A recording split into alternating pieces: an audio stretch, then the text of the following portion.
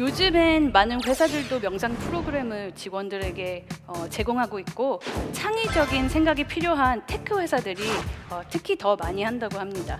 이렇게 많은 사람들이 효과가 있다는데, 도대체 명상에 대한 과학적 근거가 어느 정도 있는 걸까요? 축구 선수들 같은 사람들 보면은 막 이렇게 운동을 하다 보면 나중에 쥐도 나고 그러잖아요. 머리를 엄청 많이 쓰면은 죽을지도 모른다는 생각이 들잖아요. 근데 우리는 한 번도 열심히 공부하다 장렬히 전사했다는 얘기는 한 번도 못 들어보잖아요. 세계에서 유일한 뇌를 볼 수 있는 새로운 장비를 통해서 지금까지는 볼 수 없었던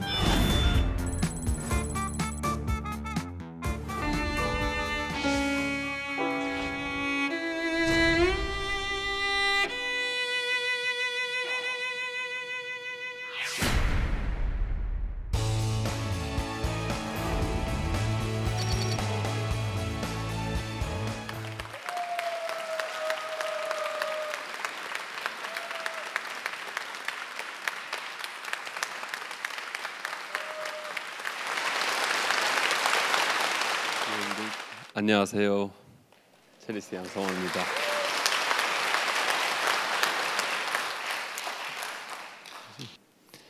저는 명상이라고는 부르지 않고 심호흡으로 시작한 게 제법 한 84년, 85년 때부터 했습니다. 그래서 저는 아주 크게 두 단계를 깊이 느낀 적이 있었는데요.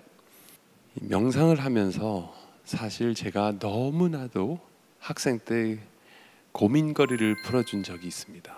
그래서 이 첼로를 하다 보면 저희들이 악보에 써져 있는 이 음표들, 암호들을 잘 읽어야 됩니다.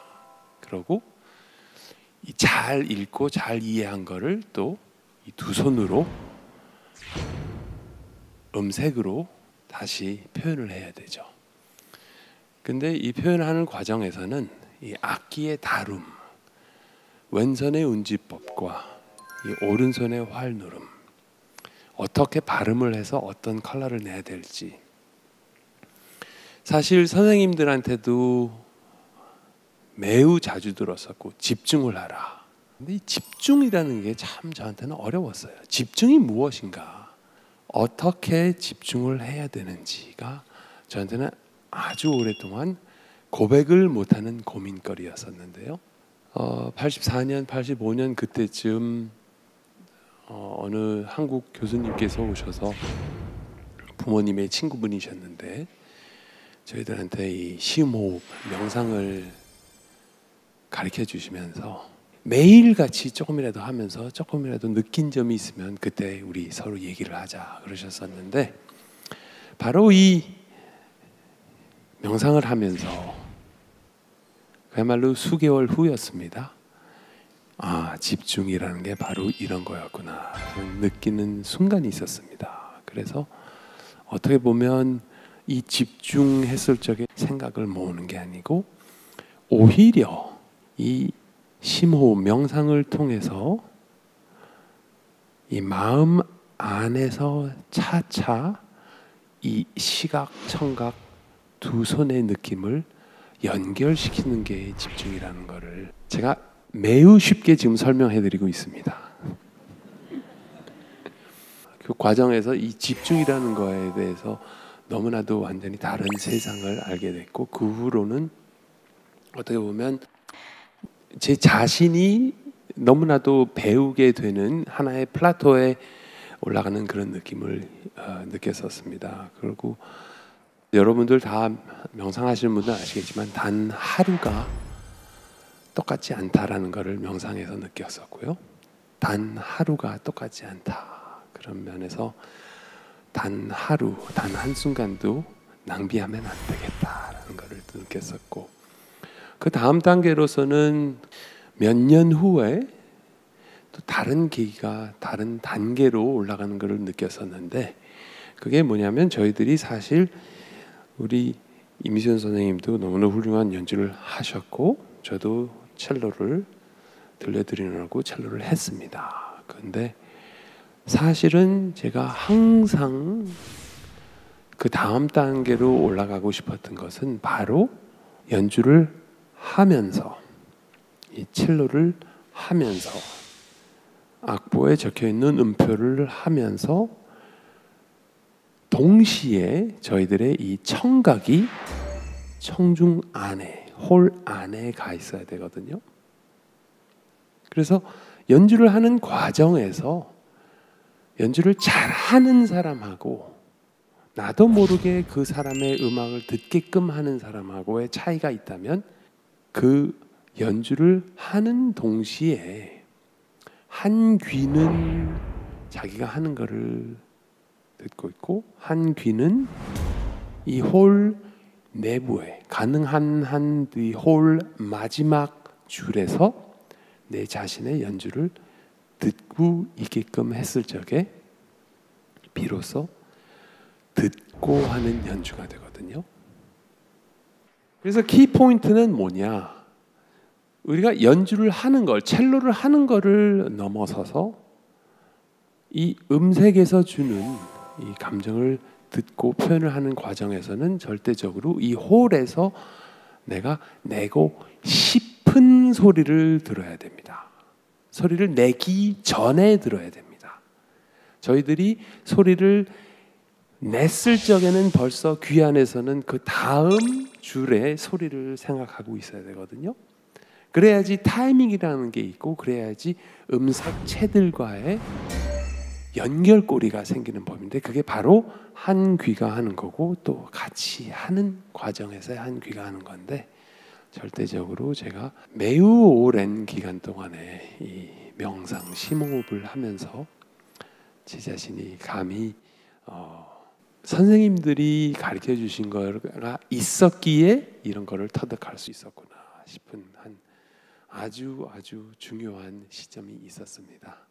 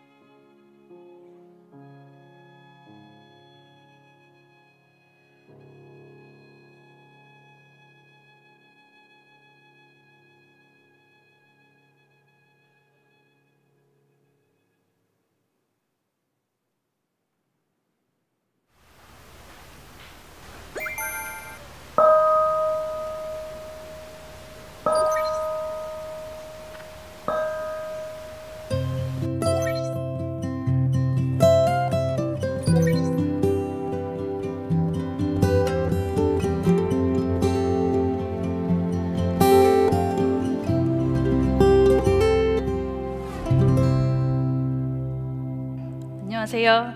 전 카이스트 바이오민 뇌공학과의 이상아라고 합니다. 이번 세션의 첫 부분에서는 제가 짧게 명상과 뇌인지과학에 대해서 말씀을 드릴 거고요. 이어서 배현민 교수님께서 그런 연구를 하는 데 쓰일 새로운 도구와 새로운 방법에 대해서 말씀해 주실 겁니다. 여러분들은 명상하면 어떤 생각이 떠오르시나요? 많은 분들은 명상은 가만히 앉아서 릴렉스하면서 나쁜 생각을 최대한 억제시키고 긍정적인 생각만 하는 거라고 아시는 분도 계시고요. 종교적인, 과학적으로 설명할 수 없는 기운이라든지 신비로운 무언가가 있다고 생각하시는 분들도 계십니다. 저는 절대 그렇지 않다고 생각하고요. 그건 명상에 대한 오해라고 생각하고 있습니다. 그래서 오늘 저는 명상이란 것을 과학적으로 어떻게 정의하고 설명할 수 있는지에 대한 이야기를 좀 해보겠습니다.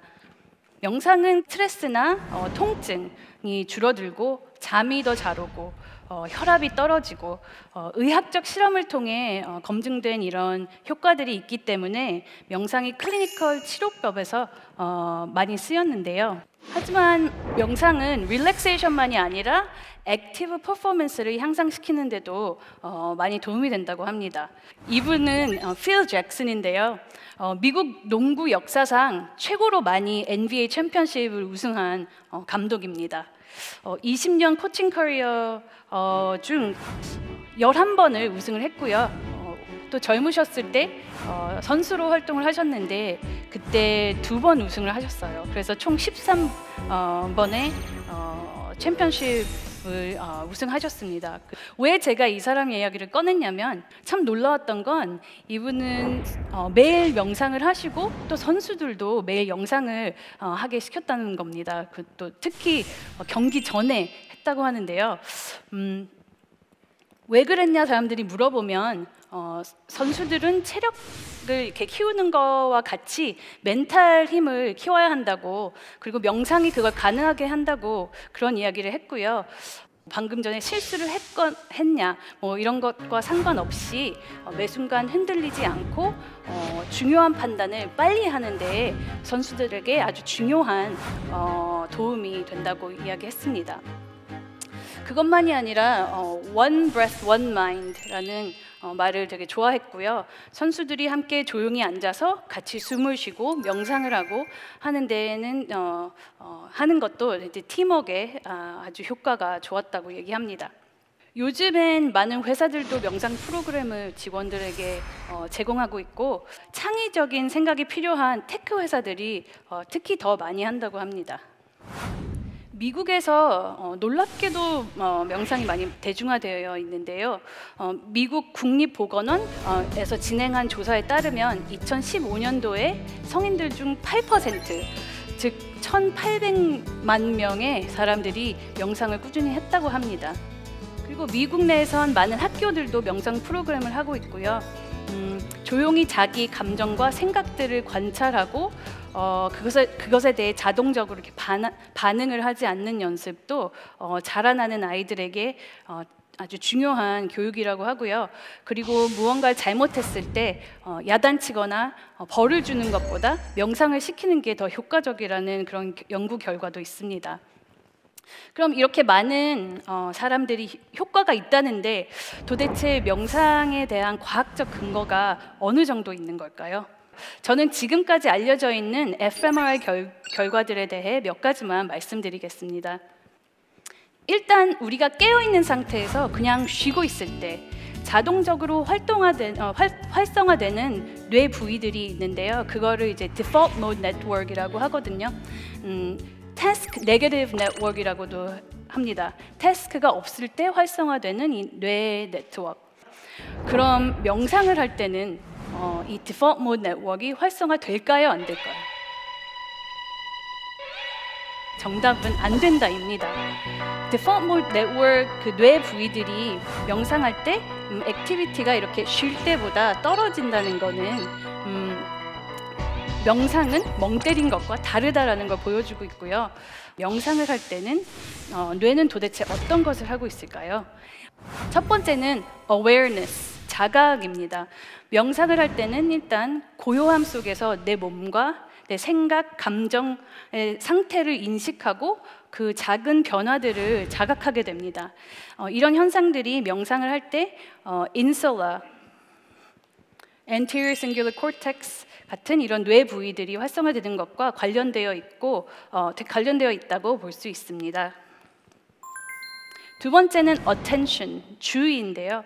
명상을 할 때는 어느 한 가지에 집중할 수도 있지만 나도 모르게 현실이 아닌 기억 속 상황이나 감정에 빠져들고 있을 때 다시 현재 이 순간으로 나오는 연습도 반복합니다. 세 번째는 perspective shifting, 관점 바꾸기, 관점 옮기기라고 할 수 있는데요. 주의를 여기저기 옮길 수 있는 능력이에요. 명상을 할 때는 내 몸이나 내 마음 깊이 주의를 기울였다가도 나만의 시선이 아닌 다른 관점에서 볼 수도 있고요. 한 곳이 아니라 동시에 여러 곳의 주의를 분산시킬 수도 있습니다. 이런 능력들은 사실 명상할 때만 나오는 특별한 무슨 그런 것이 아니라 저희가 여러 가지 소리에 귀 기울이고 멀리에 있는 다른 곳을 상상하고 다른 사람의 입장에서 생각해보고 사실 우리 뇌의 이 parietal cortex라는 이 부위가 매일 하는 그런 일들이고요. 명상을 할 때도 이 부위가 활성화됩니다. 명상을 통해 주의력, 집중력, 관점 바꾸기 같은 이런 인지 테크닉들을 마스터하다 보면 어떤 스트레스나 두려움, 분노 같은 감정을 유발하는 그런 일들을 경험했을 때 거기에 휩쓸려 가지 않고 명상할 때처럼 그냥 한 번 더 숨을 쉬고 이 뇌 감정 센터인 어미그달라의 활동이 조절되고 차분함을 유지할 수 있게 됩니다. 명상이란 이렇게 여러 가지 뇌 메커니즘과 인지 능력을 통해서 좋고 나쁘고를 떠나서 자기 자신을 나란 좁은 관점에서 벗어나서 바라보고 상상이나 기억 안에 갇히지 않고 지금 이 순간을 정확하게 볼 수 있는 연습이 아닌가라는 생각이 들고요. 마지막으로 진정한 명상은 인생을 어떻게 사는가에 있다. 파도를 멈출 수는 없지만 서핑은 배울 수 있다라는 카바진 박사님의 말로 강연을 마치겠습니다. 감사합니다.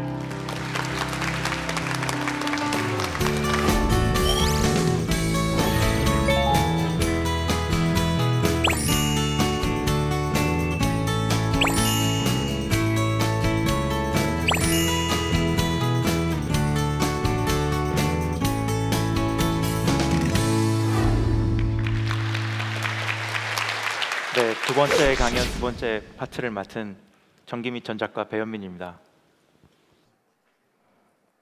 뇌에 대해서는 10년 전만 하더라도 아는 게 전혀 없었어요. 그랬는데 저는 순수 전자공학 통신용 반도체를 설계하던 사람이었고요. 그러다가 제가 이런 장비를 만들게 돼가지고 여기까지 나오게 됐습니다. 그래서 저거는 세계에서 유일한 뇌를 실시간으로 모니터링할 수 있는 장비인데요. 그 순수한 전자공학을 공부한 사람이 어떻게 접근을 해가지고 저 장비를 만들고 어떤 정보를 저기서 우리가 뇌에 대한 정보를 얻고 있는지 그 부분에 대해서 오늘 말씀드리도록 하겠습니다. 이게 첫 번째 시작 페이지인데요. 왜 이런 디바이스를 만들게 됐느냐 해서 제가 학생들한테 늘 얘기하는 게 정말 필요가 있는 걸 만들어야 된다라는 데서 출발을 했는데요. 우리가 알고 있는 뇌에 관련된 그런 많은 질환들을 보게 되면은 여기 보시는 우울증이나 그리고 뇌졸중 그리고 치매 그리고 ADHD 이런 질병 같은 것들 보면 이런 뇌 관련 질환은 특징이 뭐냐면 적극적인 치료라는 게 없어요. 수술을 할 수 있는 것도 아니고요. 그냥 스스로 낫게 도와주는 거지. 그 다음에 또한 진단하기도 굉장히 어렵습니다. 그래서 사회적 비용도 굉장히 크고요. 여기 나와 있는 요 네 가지 질병을 합치면은 시장 사이즈는 자동차 시장하고 반도체 시장을 다 합친 것보다도 더 커요. 근데 우리는 아무것도 하지 않는다는 문제가 있습니다. 그래서 이런 문제를 좀 해결해 보고자 제가 시작을 했는데요. 우리가 일단 병원에 가서 진단을 하게 되면은 피를 뽑거나 아니면은 영상을 통해 가지고 우리는 진단을 하게 돼요. 근데 뇌 같은 경우 보면은 좀 특이한 게 이 사람이 ADHD나 우울증이 있다. 병원 가서 MRI를 찍어 보면은 정상인하고 완전히 똑같잖아요. 그러면은 그런 걸 가지고는 조사를 할 수가 없는 거예요. 그럼 어떻게 조사를 하느냐? 그러면 우리의 뇌는 우리의 간하고는 도대체 무엇이 다를까? 근데 일단 우리는 심장 같은 걸 보면 이렇게 움직이니까 이게 동작을 하는구나 알죠. 근데 간은 사실 안 움직이잖아요, 뇌처럼. 근데 간이 동작하는지는 어떻게 알죠? 간은 우리 몸에 있는 모든 신체 기관은 우리 몸하고 화학적으로 결합이 돼 있어요. 그렇기 때문에 피 검사를 한다든가 하면은 간이 정상이구나 이런 걸 알 수가 있죠. 그러면 뇌가 어떤 사람이 의식이 없는데 그러면 그 사람은 뇌가 동작할지 안 동작할지를 우리는 피 검사를 통해서 알 수가 있나요? 알 수가 없어요. 우리 뇌는 굉장히 특이한 게 우리 몸하고는 물리적으로는 연결이 돼 있지만 화학적인 연결고리는 되게 약해요. 그래서 무슨 보약 잘못 먹어가지고 무슨 간이 상하는 경우가 있지만 약 잘 먹어가지고 머리가 상했다고 하는 건 잘못된 거예요. 원래 그렇게 될 수가 없어요. 그래서 치매 검사를 피 검사로 할 수가 없는 거죠. 그래서 우리는 뇌가 동작하는 걸 알기 위해서는 이런 MRI나 CT 영상이 아닌 기능을 찍을 수 있는 그런 영상 장치가 필요하게 됩니다. 제가 만든 장비를 이해하기 위해서는 뇌에 대한 아주 단순한 기본 지식이 필요해요. 그 공대생은 단순 무식이라고 그러잖아요. 제가 그럼 무식한 데서 출발을 해가지고요, 아주 쉬운 난리지만 있으면 만들 수가 있습니다. 첫 번째, 우리가 알고 있는 뇌가 하얀색인데 도대체 저 하얀색이 뭔가? 하얀색을 싹 벗겨내고 나면은 혈관이 나와요. 뇌 안에 혈관이 성인 경우에는 240km나 되고요. 그런 다음에 이 뇌가 이 혈관이 엄청 많은데 피가 엄청 많이 흐르는 거잖아요. 보면은 혈관이 있다라는 거는 산소를 날르는 거거든요. 우리의 뇌는 우리 몸의 질량의 2%밖에 안 되지만 에너지, 산소를 25%나 소모하는 그런 특이한 기관입니다. 그런 다음에 우리의 뇌를 보게 되면 표면에 주름이 많아요. 도대체 왜 주름이 많을까? 우리의 그 뇌 활동에 가장 중요한 거는 뉴런이잖아요. 뉴런은 뇌 안에는 들어있지 않아요. 뇌 표면에만 뉴런이 있고요. 그 다음에 뇌 안쪽으로는 이런 파이버가 이렇게 연결이 돼 있어요. 요거의 연결을 커넥텀이라고 그러고 이걸 우리의 지능을 디파인하는 거죠. 근데 어쨌든 인간만이 이제 이렇게 주름이 많은데 그런 이유는 뭐냐면 주름이 많아지면 표면적이 넓어지잖아요. 표면적이 넓어지면 뉴런이 많을 수 있는 거고 그렇기 때문에 인간은 더 똑똑한 거죠. 그래서 어쨌든 중요한 거는 뉴런은 뇌 표면에만 있다라는 겁니다. 뇌 안에 있지 않고. 자, 그러면 우리가 생각한다라는 건 무엇이냐 하면은 뉴로널 액티비티예요. 뉴런이 동작하기 때문에 나는 사고를 하는 거죠. 근데 뉴런이 그러면 동작한다는 건 도대체 무엇이냐라고 보면은 이 뉴런에서 전기가 나와요. 전기가 나와가지고 전기가 흘러가가지고 그 복잡한 그 패턴이 어떤 우리가 하는 사고죠. 그러면은 뉴런에서 전기가 나와. 그러면 그 정보를 가지고 할 수 있는 건 그래. 그러면은 뉴런을 띄어다가 발전기를 만들면 계속 전기를 만들겠네. 이런 생각을 할 수 있잖아요. 근데 그러면 도대체 우리는 뇌에다가는 어떻게 에너지를 전달해 줬을까? 그렇죠? 우리가 밥을 먹으면 밥이 뇌로 가는 건가? 근데 그게 아니고요. 우리가 이렇게 숨을 쉬잖아요.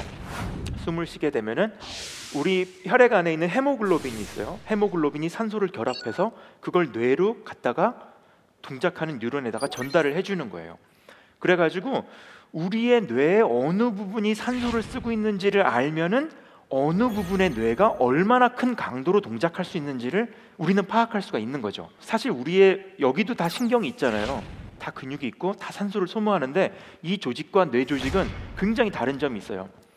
축구 선수들 같은 사람들 보면은 막 이렇게 운동을 하다 보면 나중에 쥐도 나고 그러잖아요. 이게 근육이라든가 이런 걸 많이 쓰게 되면 산소량은 계속 떨어지거든요. 근데 우리 뇌도 막 열심히 뇌를 쓰게 되면은 뇌가 막 산소를 소모하니까 산소량이 막 뚝뚝뚝뚝 떨어질 것 같잖아요. 그렇죠. 근데 그 뇌졸중이라는 기본 원리가 뭐냐면, 그리고 숨을 안 쉬어가지고 사람이 뇌가 사망하는 게 산소가 안 가면 또 뇌가 사망한다는 것도 알고 있잖아요. 그렇죠. 굉장히 열심히 공부해서 머리를 엄청 많이 쓰면은 죽을지도 모른다는 생각이 들잖아요. 근데 우리는 한 번도 열심히 공부하다 장렬히 전사했다는 얘기는 한 번도 못 들어보잖아요. 도대체 이 논리는 어떻게 설명할까? 저도 궁금했거든요. 근데 우리가 여기는 좀 오묘한 원리가 있어요. 우리가 숨을 쉬는데 그 부분에 뉴런이 동작을 하게 되면은 오히려 그 부분에다가 더 많은 혈류를 공급해요. 산소량이 더 많아져요. 그래서 뇌를 많이 쓰게 되면 산소량이 떨어지는 게 아니라 산소량이 증가를 하게 됩니다. 그래서 산소량의 증가를 통해서 어느 부분이 동작을 하는 건지 우리는 파악하는 것이 가능합니다.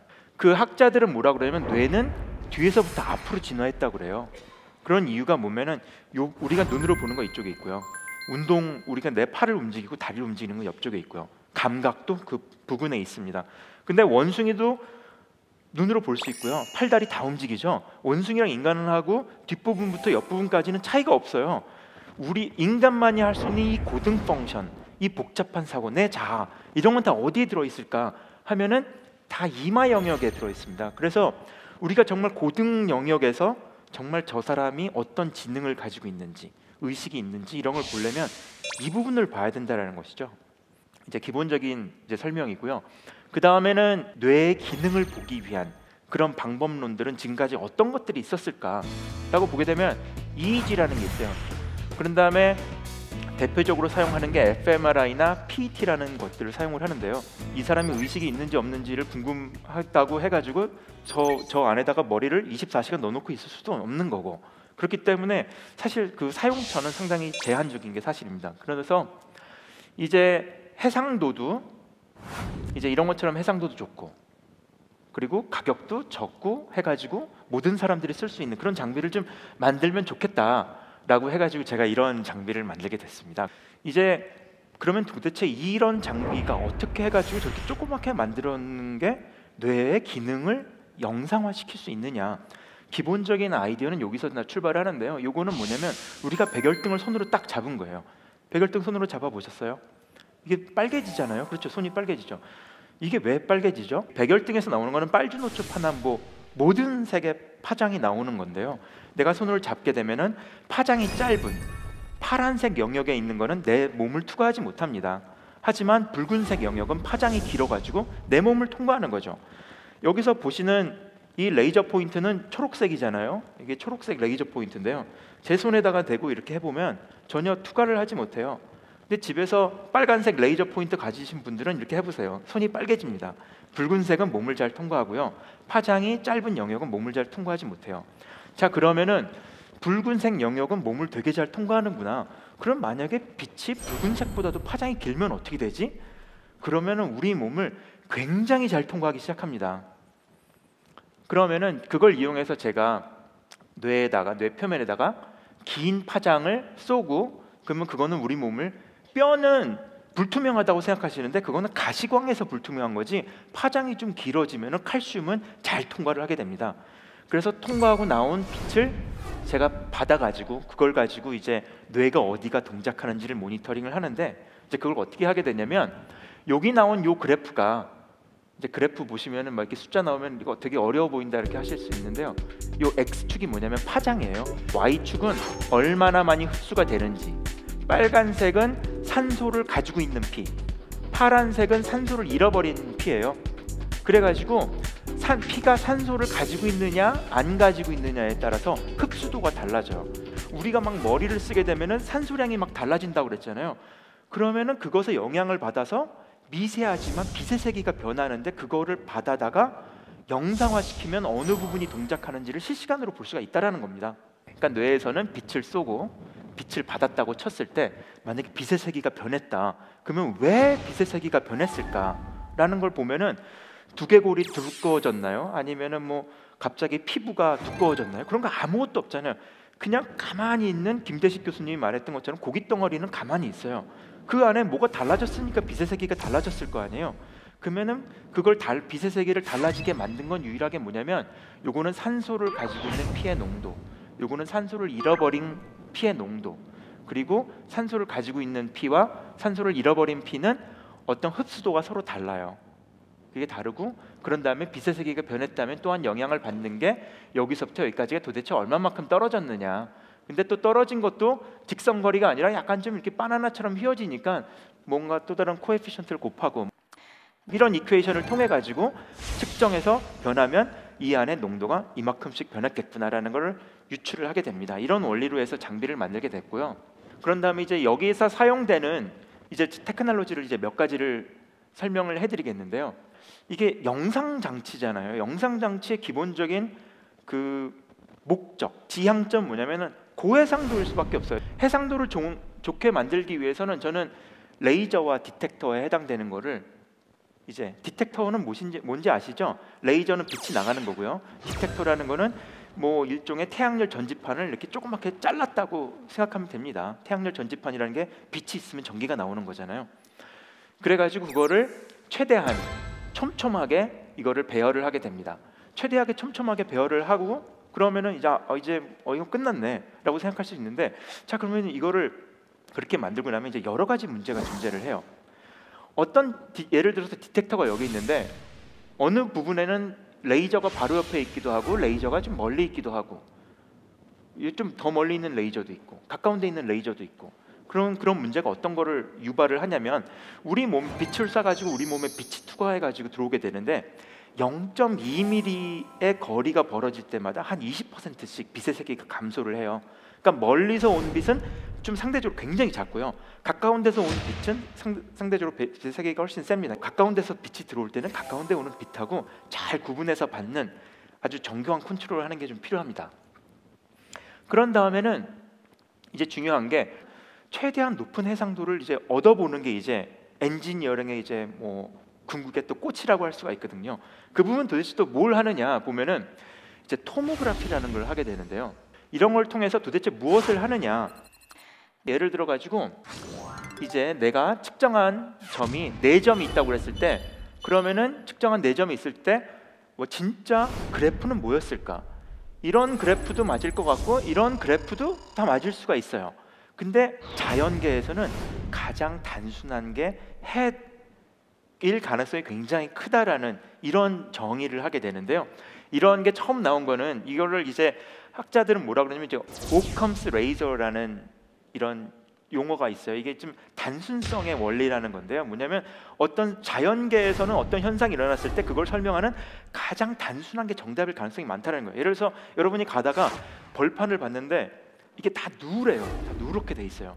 그러면은 여러분들은 가물구나 라고 생각을 하지 갑자기 지하에서 용암 활동이 활발해져 가지고 땅이 뜨거워져 가지고 얘가 누러졌구나 라는 이거보다는 가뭄이라는 확률이 훨씬 큰 거잖아요. 그렇죠? 그래가지고 자연계에서는 가장 단순한 그걸 만족하는 가장 단순한 거가 해가 될 가능성이 많다라고 해가지고 이 토모그래피도 204포인트 204개를 측정하지만 204개를 만족하는 가장 단순한 해가 가장 정확한 해가 될 수 있다는 그 가정 하에 나머지 이제 고해상도를 얻는 데 사용을 하게 됩니다.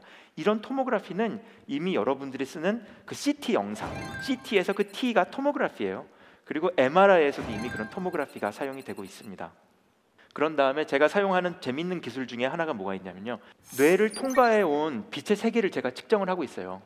이제 여기서 말한 요거랑 S로 시작한 것들은 이제 레이저고요. D는 이제 디텍터가 됩니다. 디텍터 입장에서 주변에서 온 레이저의 신호를 받았는데 이걸 받았는데 만약에 여기서 봤는데 신호의 세기가 변했어요.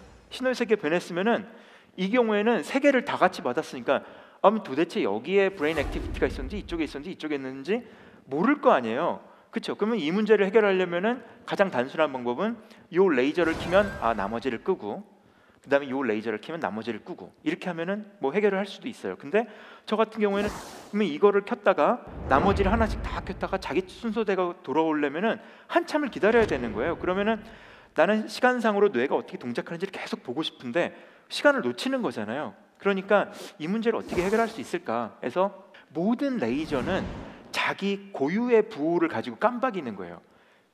그래가지고 예를 들어가지고 레이저 하나는 이제 1은 켜진 거고 마이너스 1은 꺼진 거라고 했을 때 깜빡 한다고 그러면은 또 다른 레이저는 2번 켜지고 2번 꺼지고 2번 켜지고 2번 꺼지고 나머지는 약간 엇갈리게 켜지고 뭔가 이런 조합을 하게 돼서 그러면은 이거를 받은 다음에 어느 쪽에서 브레인 액티비티가 있었다라는 걸 알 수가 있어요. 이런 거를 CDMA라고 하거든요. 여러분들이 다 CDMA 전화기를 쓰시잖아요. 옆에 계신 분하고 다 같이 동시에 통화를 하는데 통화가 다 되잖아요. 그런 이유가 자기 전화번호에 해당되는 게 CDMA 부호화가 돼가지고 동시에 날아가기 때문에 이 사람이 전화를 걸었구나 알아가지고 저기다 연결을 해주는 그런 통신 시스템 우리는 이미 사용을 하고 있습니다. 그 동작하는 부분을 제가 다시 한번 보여드리면요. 예를 들어서 이제 레이저가 2개가 있는데 그 중에서 이제 둘 다 브레인 액티비티가 없으면은 2개가 이제 크기가 똑같은 상태에서 이제 신호가 이제 통과하게 되고요. 그 다음에 받았을 때는 두 개가 합쳐져서 받아지게 되죠. 그랬는데 제가 받은 쪽에서는 어떤 식으로 깜빡인 것들이 존재한다는 걸 알기 때문에 그거를 이용해서 채널 1과 채널 2에서 둘 다 브레인 액티비티가 없었다라는 걸 아는데요. 반대로 만약에 한쪽에서만 브레인 액티비티가 있었으면은 한쪽에서만 신호의 세기가 달라지고요. 두 개가 합쳐지면은 이거랑 전혀 다른 모양으로 합쳐지게 됩니다. 그런 다음에 이런 거를 해가지고 디바이스를 이제 만든 다음에 이제 전혀 예상치 못한 문제를 이제 직면하게 됐는데요. 이 장비를 이제 머리에다 쓰고 이제 뭔가 산수 문제를 풀거나 뭐를 하면은 뭔가 나타나요. 가만히 아까 말씀하신 것처럼 명 때리고 있으면 아무것도 안 나타나고 조금 나타나고 이제 뭐 이런 상태가 되는데, 만약에 내가 아무것도 안 하는 상태에서 고개를 한번 이렇게 숙이면 어떻게 되냐면은 엄청난 일이 막 벌어져요. 나는 머리를 안 썼는데, 난 고개만 숙였을 뿐인데 도대체 이거는 무엇인가? 그래가지고 의사 선생님들한테 되게 많이 여쭤봤어요. 의사 선생님들도 의대에서 이런 건 배운 적이 없는데 이건 뭐지? 하셨다가 이제 나중에 알게 됐어요. 나중에 알게 된 게 뭐였냐면은 뇌 표면에 있는 두꺼운 정맥 때문이었어요. 이게 되게 재밌는 현상이, 우리가 인간은 직립보행을 하면서 심장 위에 있는 정맥의 판막이 다 퇴화됐어요. 그리고 심장 아래는 정맥이 있는데 위에는 정맥이 없어요. 그렇기 때문에 그러니까 우리가 이렇게 오랫동안 서 있어도 다리가 빨개지지 않아요. 역류를 하지 않기 때문에. 근데 물구나무 서기를 하면은 얼굴이 빨개지잖아요. 왜냐하면은 정맥의 판막이 없기 때문에 역류를 하는 거예요. 그렇기 때문에 얼굴이 빨개지는 거거든요. 우리의 동맥은 이제 압력이 세기 때문에 중력에 있는 영향을 별로 많이 받지 않습니다. 그리고 그다음에 동맥에서는 그다음에 모세혈관으로 들어가게 되죠. 그런 거를 여러분도 알 수 있는 게 모세관 현상 아시죠? 나무 뿌리에서부터 잎사귀까지 물이 올라가잖아요. 그렇죠? 중력을 이기고. 모세관 현상은 중력의 영향, 그러니까 모세관에서 중력 영향을 크게 받지 않고요. 하지만 정맥은 혈압도 낮고 판막도 없어가지고 내가 고개를 이렇게 하게 되면은 중력으로 피가 확 몰리는 거예요. 그러니까 내가 고개를 숙이게 되면 피가 쏠리게 되고, 피가 쏠리면 산소량이 달라지니까 디바이스는 그걸 측정하는 거였죠. 그래가지고 이거를 어떻게 없앨 수 없을까라고 해서 이제 고민을 해가지고, 그러니까 예를 들어서 고개를 숙이게 되면은 브레인 액티비티가 전혀 없는데도 이제 산소를 가지고 있는 피와 산소를 잃어버린 피의 농도가 막 이렇게 식으로 변화가 보입니다. 그래서 이걸 없애야 되는. 네, 그거를 이제 저는 어떻게 해결을 했냐면, 그러면은 우리가 누워 있을 때랑 일단 서 있을 때, 약쪽 익스트림이죠. 누워 있을 때랑 서 있을 때랑 그러면은 뇌에서의 기본적인 혈압이 어떻게 달라지느냐라고 보면은 우리가 결론적으로 고개를 숙이게 되면은 어떤 현상이 이루어지느냐 하면, 고개를 숙이면 심장과의 거리가 달라지는 거거든요. 그리고 심장과의 거리가 달라지는 것만큼 블러드 시프팅이 일어날, 그 압력이 달라지게 되는 거고요. 그거를 이용해 가지고 그러면은 고개가 얼마만큼 이제 꺾어지는지를 알게 되면은 계산을 할 수 있겠다 해서 디바이스에다가 자이로스코프를 달았어요. 그래서 자이로스코프를 달아서 그것이 이제 그거를 측정해서 보정을 해주는 그런 결과로 이제 고개를 이렇게 숙이든 어떤 움직임이 있어도 변화가 없게 되는 그런 이제 그런 걸 제거하는 그런 알고리즘을 만들어 넣게 되었습니다.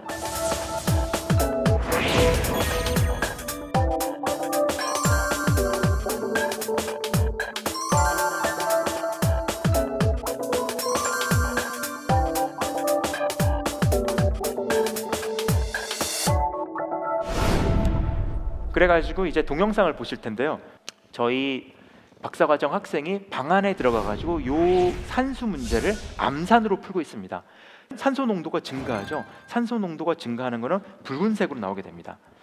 아까 같은 이런 쉬운 문제를 푸는 데 있어서 카이스트 박사과정 학생이 머리를 쓰지 않아도 충분히 답을 낼 수가 있기 때문에 브레인 액티비티가 거의 없습니다. 그다음에 난이도를 더 올려서 이제는 2자리 곱하기 2자리를 하게 됩니다. 근데 카이스트 박사과정 학생이 이거에 답을 암기하고 있어요. 당연히 브레인 액티비티가 없습니다. 이제 어려워지죠. 그러면은 똑똑한 학생일수록 액티비티가 많을까요? 적을까요? 네, 맞습니다. 그래가지고 이런 걸 측정을 해보면 굳이 답을 매기지 않고 어떤 쉬운 태스크를 한 걸 보면 똑똑하구나라는 걸 예측하는 것도 역시 가능합니다. 어떤 유튜브 영상을 본 다음에 그 영상을 통해서 감동을 받았는지 안 받았는지를 예측하는 것도 역시 가능해요. 이거는 그 유튜브에서 많이 돌아다니는 그 사람들이 굉장히 그 레이팅을 높게 한 감동 영상 이런 거 하는 거를 이제 보면서 뇌에서 어떤 반응이 나타나느냐를 이제 보는 건데요. 물론 패스트 포워드 3배로 이제 하기 때문에 뭐 감동은 받으시진 않겠지만 보시는 분은 사실 감동을 그 당시 이제 받은 거고요. 그랬을 때 이제 어떤 현상이 되는지는 보면은요, 이제 어떤 특정 영역에서 굉장히 뇌가 활성화되는 게 보여요.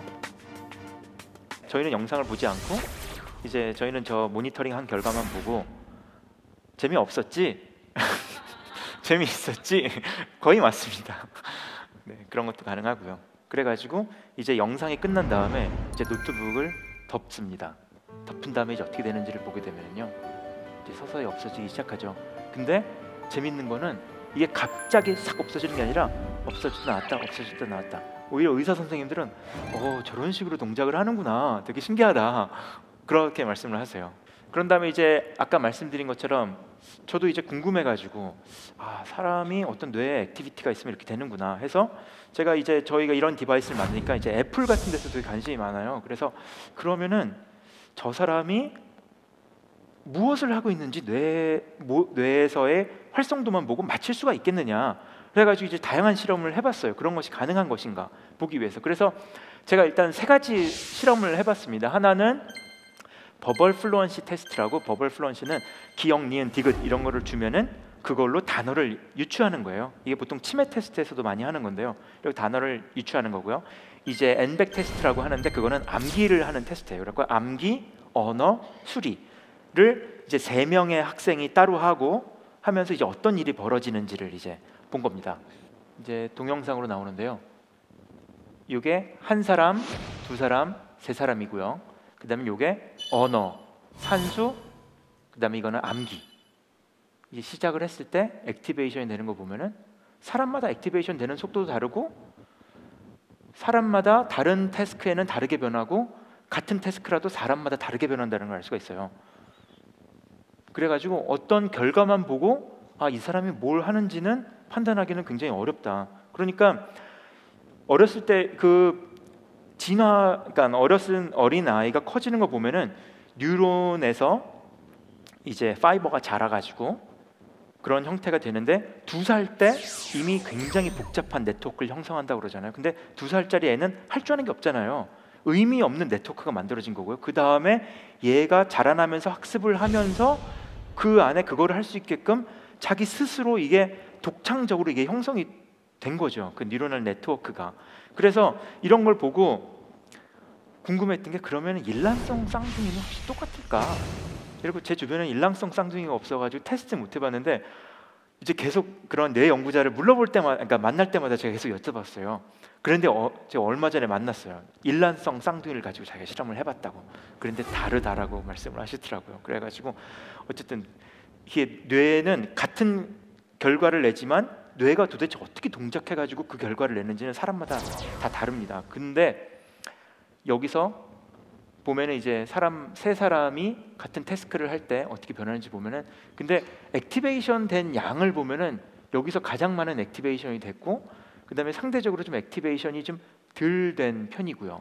근데 아까 말씀드렸죠, 액티베이션의 양은 지적 능력하고 좀 반비례하는 관계가 있기 때문에 이제 제가 유일하게 여기서 유추할 수 있는 건 누가 좀 더 똑똑하겠구나라는 정도는 이제 유추는 가능하지 않을까, 이런 생각을 해봅니다. 그런 다음에 이제 이 디바이스를 사용해서 이제 메디테이션 할 때는 어떤 일이 일어나는지를 본 건데요.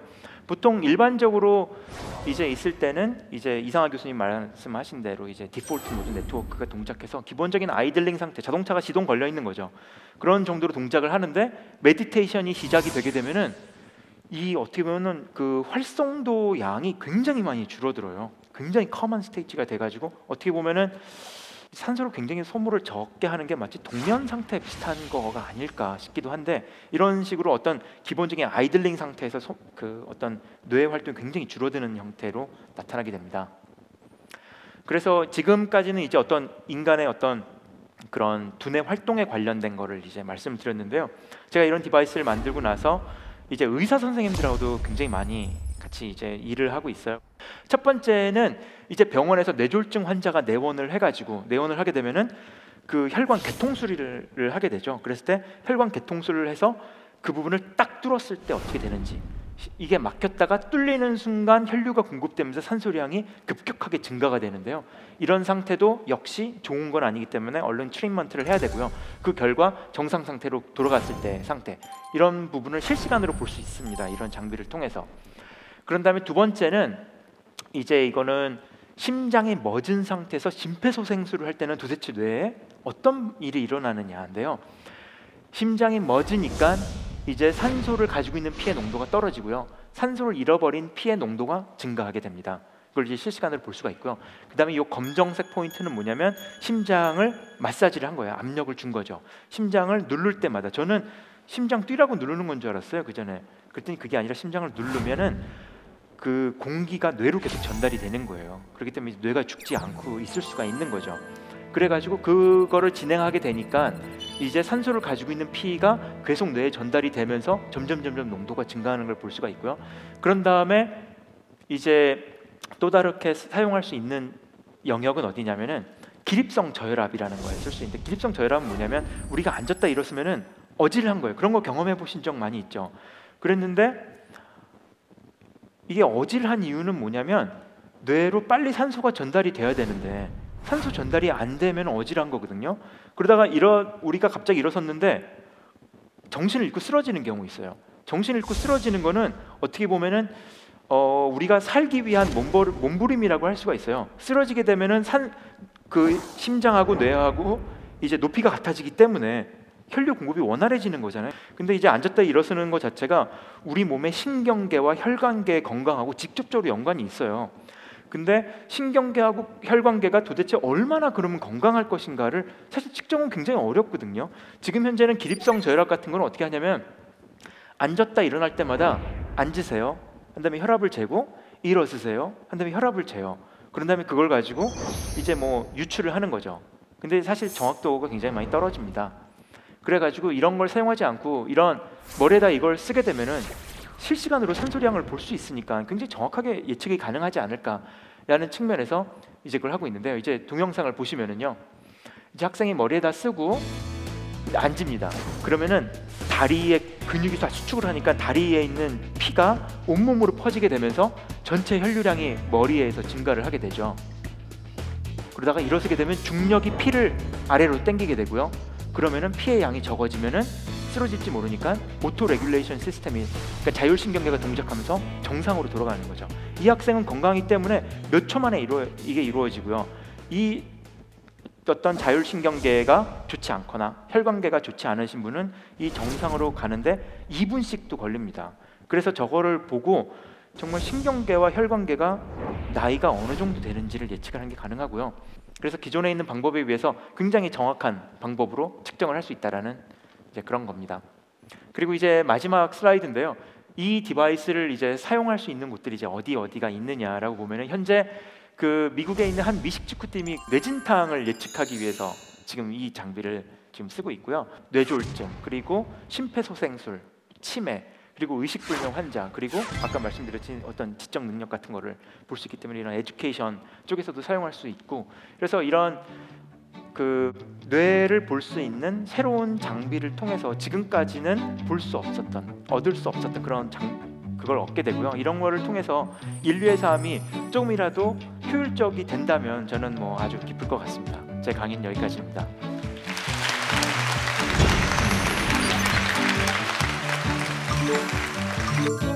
Thank you.